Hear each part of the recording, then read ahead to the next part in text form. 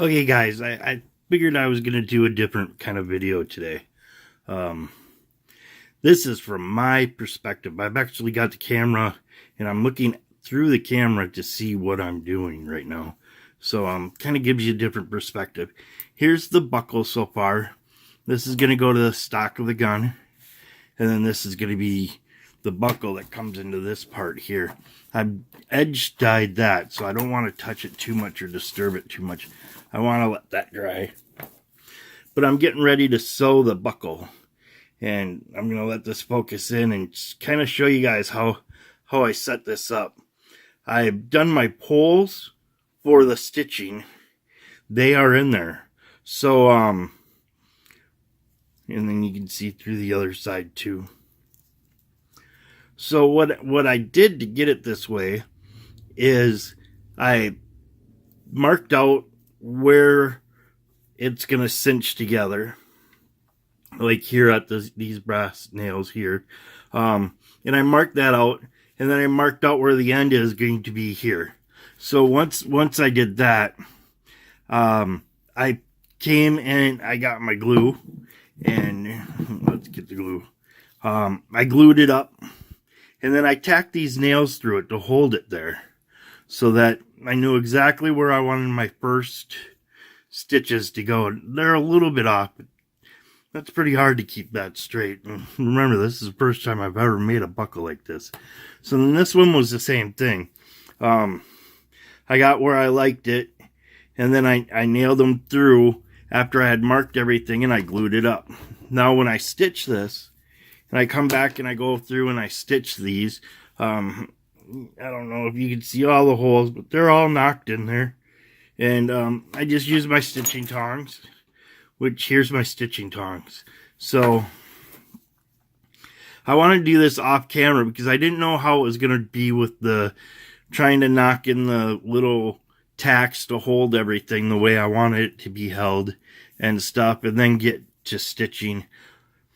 On this part, I'm not going to show any of the stitching. I might do stitching on this one. This is going to be a saddle stitch or a double stitch. And that's all I'm going to get. But I'm just going to show in a quick video from my point of view of how leatherworking is. So, and if you see, for the most part, I got all the holes to line up in that stitch line, except for right there. And if you see, I don't know how, there must be something off with the stitch line and not the way I punched it, because this is what I used. And if you see where the holes are off is in the center of the punch. So I don't know why I did that. I think because the stitch line makes a weird movement here. Something happened or another with the stitch line. And that's why just that's off. But everything else is on pretty good. So I'm going to stitch this up. And I'm just making this quick video. And I thought I'd do it from my perspective. I thought that'd be a cool thing. And I like how everything worked out with the brass. Well, with the little tack nails. Actually, what did I buy here? They were leather strip nails. See if you can see it. I got a bar right in front of my screen. So yeah, they're just leather strip nails is what I got. There was some tack nails, but they were really thick, and I didn't like them because that was going to leave a really big hole. Where these are pretty close. Here we'll use a single tine, pretty close to the size of one of my tines on my stitching irons. So I went with this one. The other one would be about twice as thick as what my stitching iron here is, and that's just gonna leave too big of a hole. So that's what I went with, and I got that. And so far so good. I kind of like it. It kind of looks weird because of the way the tacks are, but actually those holes are actually pretty straight in there with each other. It's just the way the tacks look that make it look off. See if I can get a good view. They're slightly off, but not as much as what you would think. I think that stitching is going to really hold it up. But that's that bottom part.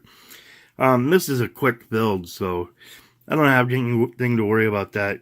But that's the way I tried it for my first ever doing a buckle and everything like that. And it's all looking like it's going to come out pretty good. I like the way this works. It's a little stiff, but not that much. Everything still seems to work right. It all seems to move.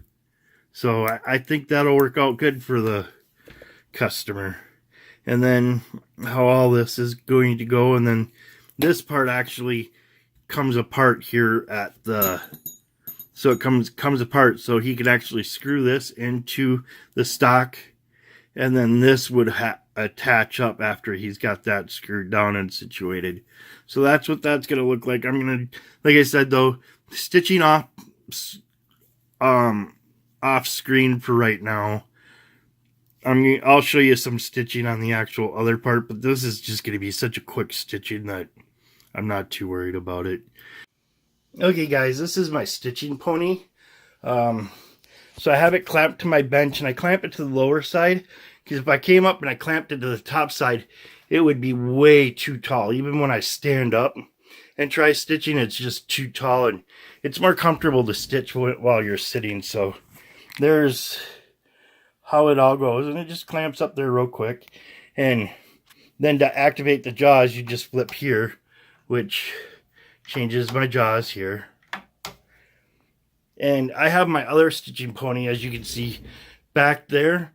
That was the first one. It was a cheap one. It worked really great. I like this one. I'm trying this one out now.